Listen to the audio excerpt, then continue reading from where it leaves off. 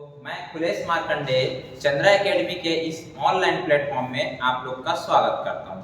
आज मैं मैथ्स का एक इम्पोर्टेंट टॉपिक जिसका नाम है काउंटिंग ऑफ फैक्टर्स, गुणनखंडों की गणना करना। देखो ये क्वेश्चन जो है मिसलेनियस टाइप का है, जो प्रत्येक एग्जाम में सेंट्रल लेवल का चाहे स्टेट लेवल का आपको देखने को मिलेगा। किस टाइप से क्वेश्चन आता है थोड़ा देखेंगे। पहले हम लोग समझ लेते हैं कि ये गुणनखंड क्या है। गुणनखंड, ठीक है, गुणनखंड किसको बोलते हैं, जिसको इंग्लिश में हम लोग फैक्टर बोलते हैं। और एक वर्ड और सुने होंगे आप लोग जिसको बोलते हैं हम लोग गुणज। गुणज बोलते हैं जिसको बोलते हैं मल्टीपल। दो वर्ड हम लोग हमेशा सुनते हैं, एक गुणनखंड और एक मल्टीपल।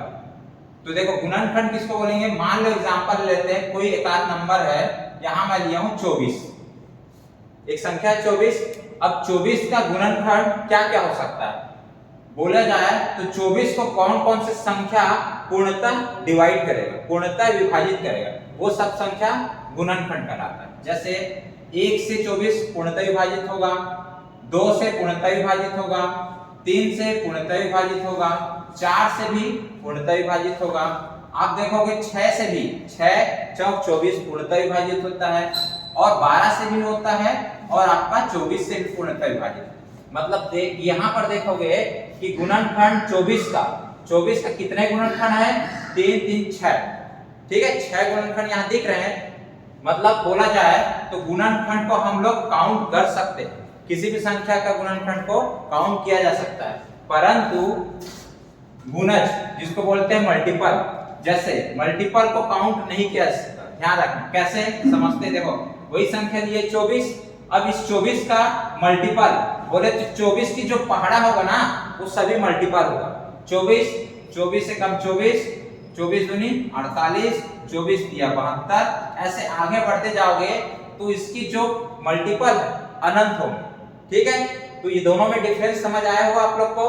गुणनखंड को काउंट किया जा सकता है, ठीक है, परफेक्ट आपका नंबर मिलेगा इतने गुणनखंड होंगे करके। बट गुणज का इसको काउंट नहीं किया जा सकता, ये अनलिमिटेड होते हैं, ठीक। अब देखो चलो आगे बढ़ते हैं हम लोग। अब देखते हैं गुणनखंड किसी नंबर का कैसे किया जाता है। उसमें क्वेश्चन आप लोग देखे होंगे, एक क्वेश्चन पूछता है कि कुल गुणनखंड बताइए, ठीक, कितना होगा। दूसरा क्वेश्चन इसमें पूछता है कि अभाज्य गुणनखंड कितना होगा। कुल गुणनखंड, टोटल फैक्टर्स, अभाज्य, प्राइम नंबर, प्राइम फैक्टर्स, ये है आपका। तीसरा क्वेश्चन इससे पूछा जाता है सम गुणनखंड बताइए, जिसको बोलते हैं इवन फैक्टर्स। फोर्थ इसी में आपका विषम गुणनखंड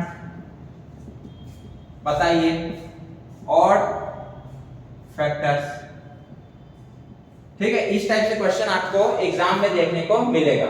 कुल गुणनखंड, टोटल फैक्टर्स बताइए, अभाज्य गुणनखंड, प्राइम फैक्टर्स बताइए, थर्ड है सम गुणनखंड, इवन फैक्टर्स बताइए, चौथा है विषम गुणनखंड, ऑड फैक्टर्स बताइए, ठीक है। इस टाइप से क्वेश्चन आता है। अब देखते हैं क्वेश्चन कैसे बनता है। एग्जांपल के तौर पे कोई एक आध नंबर ले लेते हैं। यहाँ पर एक नंबर एज्यूम कर लेते हैं 1080, ये आपका संख्या है 1080। अब इसका हम लोग को पहले फैक्टर्स निकालना पड़ेगा, ठीक। फैक्टर्स पहले देखते हैं। अब इसको मैं कैसे लिख सकता हूँ, इसको आप लिख सकते हैं यहाँ पर 108 गुना 10 तोड़ सकते हैं, ब्रेक करना है। 108 को और तोड़ सकते हैं, जैसे 108 को कैसे तोड़ सकते हैं हम लोग, 36 गुना 3, ठीक है, 36 गुना 3 गुना 10 को 2 गुना 5 कर सकते हैं, ठीक है। 36 गुना 3 किया हूं, 10 को 2 गुना 5 किया हूं। अब इस 36 को और तोड़ सकता हूं, ठीक है। कैसे तोड़ेंगे, देखो आप 9 चौक 36 होता है, तो 9 गुना 4, 9 चौक 36 गुना 3, ये तो टूटा हुआ 2 गुना 5, ठीक। अब इस 9 को मैं और क्या तोड़ सकता हूँ जी, सबसे देखो गुणनखंड में क्या है, जितना छोटा हो सके नंबर उतना छोटा करना है। यहाँ पर देखो ये इसको क्या कर सकता हूँ, 2 3 की घात 2, 4 को क्या लिख सकता हूँ, 2 की घात 2 गुना 3 गुना 2 गुना 5। अब ये टूट चुका है कंप्लीटली, इसके नीचे और नहीं तोड़ सकते। बट इसमें देखो 3 की घात 2 3 की घात 1 सेम सेम बेस सेम है, तो इसको एक बार जोड़ दो तो 3 की घात 3 हो जाएगा। यहाँ पर 2 है, यहाँ 1 है, 2 1 3। अब 2 में चलते हैं, 2 की घात 1 2 की घात 1 और 2 2 की घात 3 2 1 3 गुना, आगे चलो यहाँ पर 5 सिंगल 5 की घात 1। ये आपका क्या है, फैक्टर। ये फैक्टर है किसका, 1080 का। अब हमको निकालना है कि कुल गुणनखंड, कुल गुणनखंड चाहिए, टोटल फैक्टर्स ये चाहिए आपको।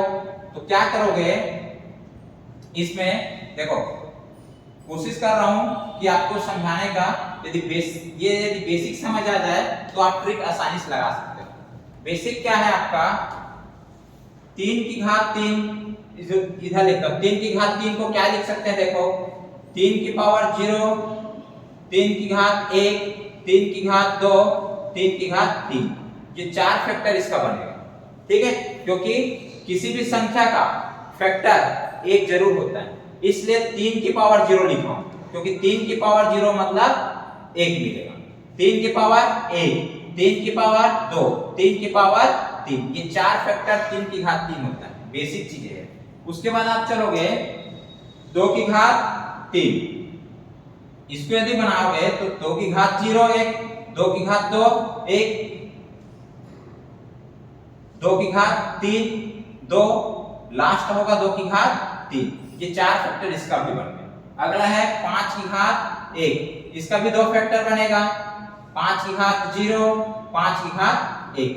ये इसका फैक्टर है बेसिक। अब थोड़ा और समझ लेते हैं। आप जानते होंगे कि किसी भी संख्या का जैसे कि देखो कोई सम संख्या है, इसको मैं सम संख्या से गुना करवाऊंगा, सम संख्या को सम संख्या से गुना कराऊंगा तो हमेशा सम मिलता है, ध्यान रखना। जैसे एग्जांपल में देखो 2 को आप 4 से गुना करो तो हमेशा 8 मिलेगा, मतलब ये दोनों सम संख्या है और सम संख्या को गुना करा रहे हैं तो सम मिलता है। क्लियर। वैसे देखोगे आप सम संख्या को विषम से गुना कराओ, सम संख्या को विषम से, मान लो यहाँ पर मैं लिया हूं 4 और विषम संख्या ले लिया हूं 5 5 चौक 20 मिला, मतलब सम को विषम से या विषम को सम से गुना कराओ तो क्या मिलेगा जी, सम ही मिलता है। एक तीसरा समझिए, विषम संख्या है कोई विषम है, वो विषम से गुना कराओ, इस कंडीशन में भी आपका देखोगे तो ओनली केवल विषम मिलता है। एग्जांपल 3 × 5 3 गुना 5 कितना मिल रहा है 15। तो यहाँ मैं ये समझाना चाह रहा हूँ आपको कि सम संख्या से सम संख्या गुना करोगे तो सम मिलेगा, सम को विषम से या फिर विषम को सम से गुना करते हो तो सम मिलता है। ये देखो 20 मिला, विषम से विषम गुना करेंगे तो हमेशा विषम मिलता है। इसका अप्लाई हम लोग यहाँ पर करते हैं। अब चलो देखते हैं, ठीक है। ये काम आएगा हमारा जब सम संख्या निकालना होगा तब और विषम संख्या निकालना होगा तब। कुल गुणनखंड यहाँ कितना है जी, 3 की पावर 3 में 4 है तो 4 लिखो। 2 की पावर 3 में कुल कितना गुणनखंड है, यहाँ पर भी 4 तो 4 गुना 4। यहाँ पर 5 की घात 1 का कुल गुणनखंड कितना है 2 तो गुना 2। तो यहाँ से आपका 4 चौक 16 16 दूनी 32। ये पहला आंसर आ गया, कुल गुणनखंड कितना होगा 32। ये आपका पहला आंसर हुआ। अब उसके बाद देखिए अभाज्य गुणनखंड, कुल कितने अभाज्य गुणनखंड है ये चेक करेंगे। तो कैसे करेंगे देखिए, यहाँ पर आपको कुल अभाज्य गुणनखंड के लिए कुछ नहीं करना है, एकदम इजी है। इसकी जो भी पावर है यहाँ पर मैं लिख रहा हूं अभाज्य गुणनखंड कैसे निकालते हैं, प्राइम फैक्टर, ठीक है। कैसे निकालते देखो, 3 की पावर 3 है, इसी को जो पावर है, ठीक है, जो पावर है इसको लिखो 3, उसके बाद इसको देखो यहाँ पर कितना है, फिर 3 है, फिर यहाँ पर 1 है। अब भाज्य गुणनखंड में कुछ नहीं करते, जो स्मॉलेस्ट नंबर लाए हैं उसका पावर जो भी होगा उसको जोड़ देना। 3 3 6 1 7, ये आपका कुल अभाज्य संख्या है। दो चीजें पता चल गया। कुल गुणनखंड कैसे निकालना है मैं बताया हूं। यहाँ पर 3 की पावर 3 का कितना फैक्टर है, 4। 2 की पावर 3 में कितना फैक्टर, 4। 4 4 गुना किए, फिर 5 की घात 1 में कितना फैक्टर, 2। तो 4 4 4, 4 गुना 2, सबका गुना कर दिया 32, कुल गुणनखंड मिला। ठीक है। अब भाज्य गुणनखंड निकालने का तरीका 3 + 3 + 1, ये कहां से मिला है, जो हम लोग फैक्टर निकाले इससे मिला। यह भाज्य गुणनखंड का तरीका है। अब देखिए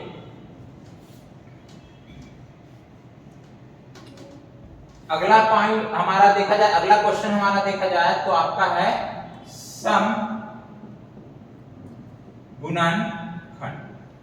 ये कैसे काम करते हैं, मोस्ट इंपॉर्टेंट है। अब इसमें काम आएगा ये जो मैं बताया हूं।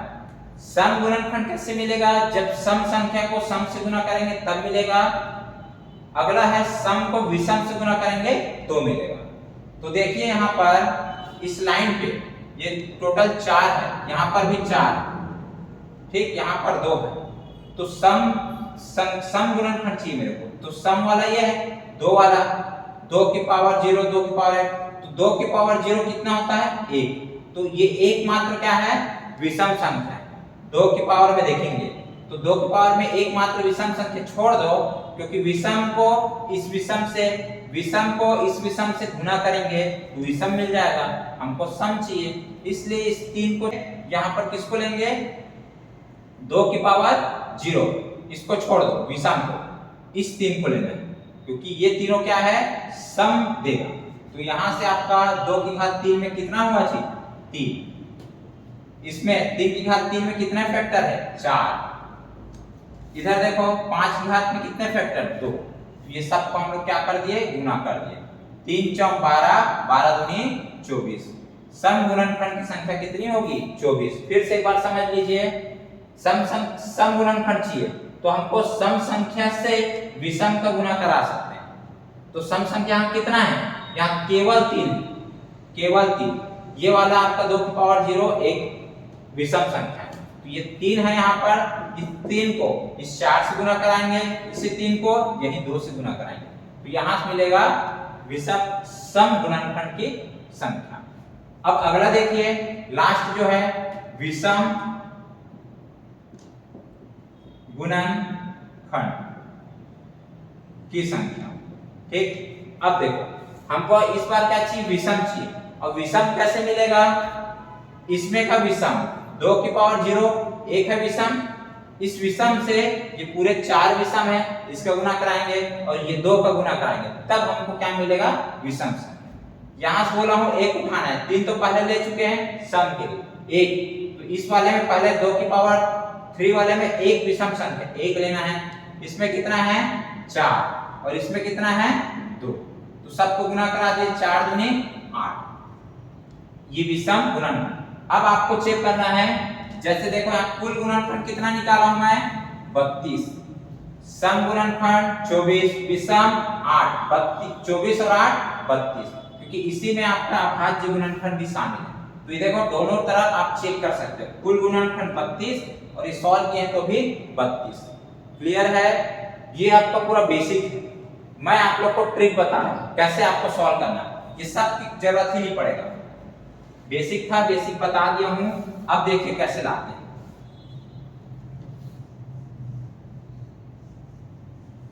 देखो ट्रिक, आपको कुछ नहीं करना है, कुल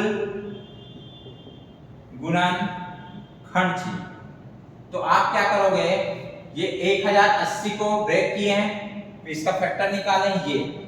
अब देखो 3 की पावर 3 है, 1 बढ़ा दो, 3 + 1, 3 + 1, इसमें भी 1 बढ़ाओ, गुना 3 + 1, इसमें भी 1 बढ़ाओ, गुना 1 + 1, सबको क्या कर दो, जोड़ करके गुना कर दो। 3 1 4, 3 1 4, 2 1 1 2, यहां से सॉल्व किए 32। ये आपका कुल गुणनफल। बेसिक मैं बताया था आप लोग की समझने के लिए, मगर कुल गुणनफल कैसे निकाला जाता है कि जो फैक्टर किए हैं स्मॉलेस्ट नंबर, इसकी जो पावर है इसमें एक बढ़ा करके गुना कर दो। 3 में एक बढ़ाया 4 गुना 4 गुना 2 32, कुल गुणनफल 32। दूसरा देखो, दूसरा मैं बोला था आप लोग को कि अभाज्य गुणनखंड, या अभाज्य गुणनखंड प्राइम फैक्टर, ये कैसे निकालते हैं? इसका इजी है, कुछ भी नहीं करना है। जो स्मॉलेस्ट नंबर आया है उसकी जो भी पावर है उसको जोड़ दो। यहाँ कितना है 3 प्लस 3 प्लस 1, यहाँ से मिल जाएगा 7। तो बहुत इजी है, और यही क्वेश्चन हमारे व्यापम और पीएससी में कई बार पूछा है।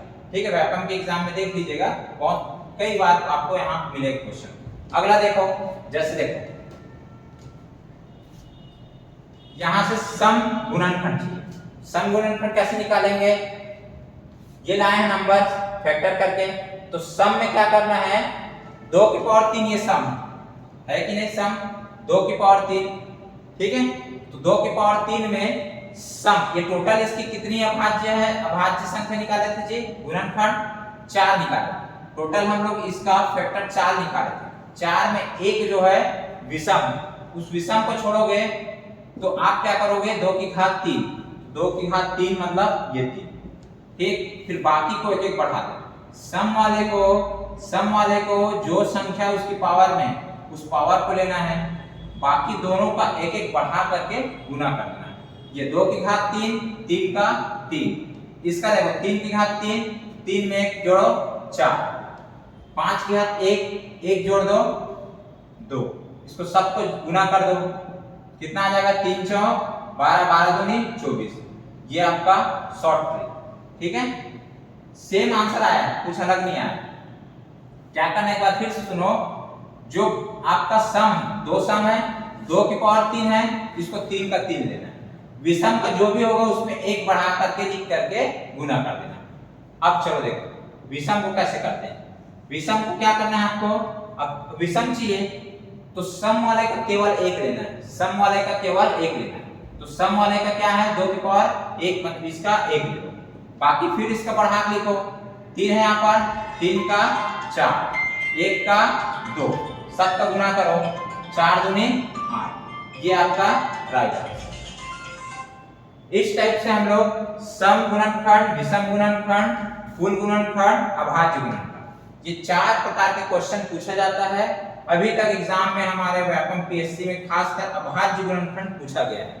अब आपको पूछा जा सकता है सम गुणनखंड, विषम गुणनखंड, कुल गुणनखंड। तो इस टाइप से बनाया जाता है।